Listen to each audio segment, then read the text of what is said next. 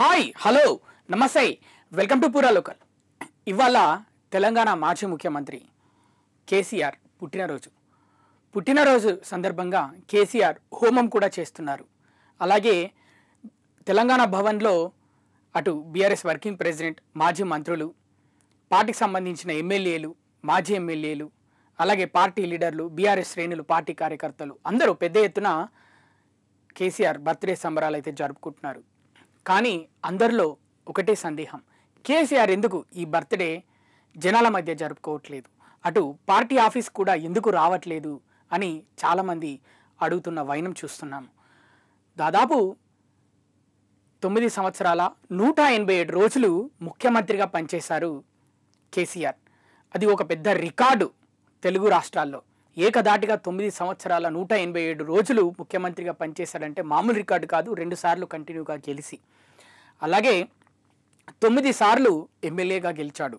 6 సార్లు సిద్దిపేట శాసనసభ నుంచి, 3 సార్లు గజ్వెల్ శాసనసభ నుంచి, మొత్తం 9 సార్లు ఎమ్మెల్యేగా గెలిచాడు కేసీఆర్. అలాగే ఎన్నో మంత్రి పదవులు అనుభవించారు. అలాగే ముఖ్యమంత్రిగా 2 సార్లు పనిచేశారు. ఆయన గురించి చెప్పుకుంటూ పోతే ఒక రోజంతా సరిపోదు.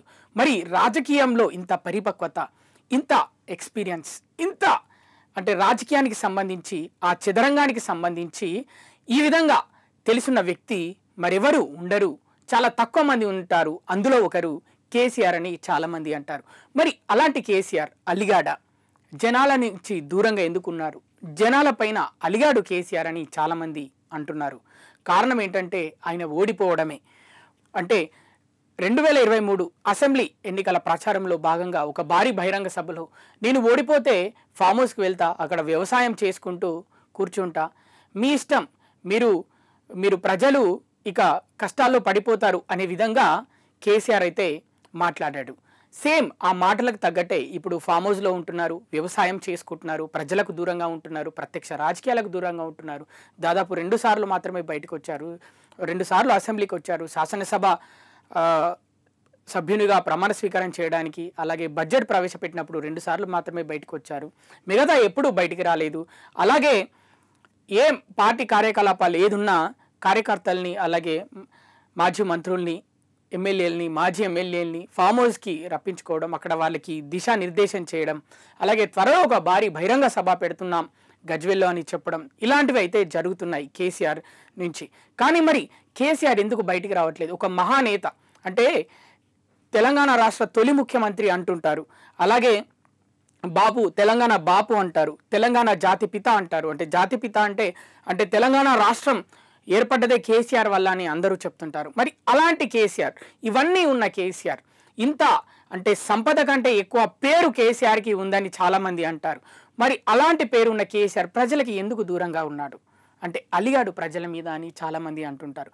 అంటే ఇంత ఎక్స్పీరియన్స్ ఉన్న వ్యక్తి అలా ప్రజలకు దూరంగా ఉండడం ఏమాత్రం బాగా లేదు. ఎప్పుడూ ప్రజల మధ్యలోనే ఉండాలి, కానీ రాజకీయ నాయకుడు అంటే ప్రజలకు దూరంగా అస్సలు ఉండకూడదని ప్రతి ఒక్కరు చెప్తుంటారు. కేసీఆర్ ఇలా ఉండడం వలన ఎవరికి నష్టం? మరి ప్రజలకు నష్టమా, అటు బీఆర్ఎస్ పార్టీకి నష్టమా, లేకపోతే కేసీఆర్కి నష్టమా, లేకపోతే కేసీఆర్ని నమ్ముకున్న ఆ పార్టీ శ్రేణులకు నష్టమా? ఎవరికి నష్టమని చాలామంది అయితే సందేహం వ్యక్తం చేస్తున్నారు, ప్రశ్నలు గుప్పిస్తున్నారు. మరి కేసీఆర్ మౌనంగా ఉండడానికి కారణం ఏంటి? మౌనం అంటే మనకి మరో మాట గుర్తొస్తుంది, నేను మౌనంగా గంభీరంగా ఉన్నాను, నేను కొడితే మామూలుగా కొట్టాను, పెద్ద దెబ్బ కొడతాను, నా దెబ్బ ఎలా ఉంటుందో మీ అందరికీ తెలుసు ఆ రుచి అని గతంలో, అంటే కొన్ని రోజుల క్రితం ఫామ్ హౌస్లో, ఎర్రవెల్లి ఫామ్ హౌస్లో ఆయన చెప్పారు. అటు కార్యకర్తలతో, మిగతా మీడియా ముఖంగా కాదు కానీ మిగతా అందరితో చెప్పినవైనా మనందరం చూసాం. కానీ మరి అంత గంభీరం, అంత మౌనం ఎందుకు? అవసరమా ఇప్పుడు రాజకీయాల్లో?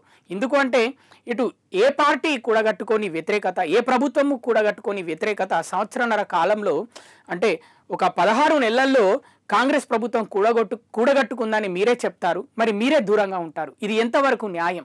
ఇకనైనా మీరు ఫామ్ హౌస్ని వదిలి ప్రజల్లోకి రండి, ప్రజలతో మమేకం అవ్వండి, ఒకప్పటి లెక్క పంచులు విసరండి, సామెతలు చెప్పండి, అలాంటివి అన్ని ప్రజలు మిస్ అవుతున్నారని చాలామంది అంటున్నారు.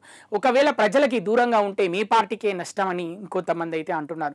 చూద్దాం మరి ఈ బర్త్డే తర్వాత అయినా, ఈ పుట్టినరోజు తర్వాత అయినా కేసీఆర్ మరి భారీ బహిరంగ సభ గజ్వేల్లో పెడుతున్నారన్న విషయం మనందరికీ తెలిసిందే. మరి ఆ భారీ బహిరంగ సభ తర్వాత ఎప్పట్లాగానే అందరితో ప్రజలతో మమేకమై ఉంటారని అందరం ఆశిద్దాం. ఇవి ఇప్పటివరకు ఉన్న అప్డేట్స్. మరిన్ని అప్డేట్స్ కోసం చూస్తూనే ఉండండి పురా local, your choice for local voice.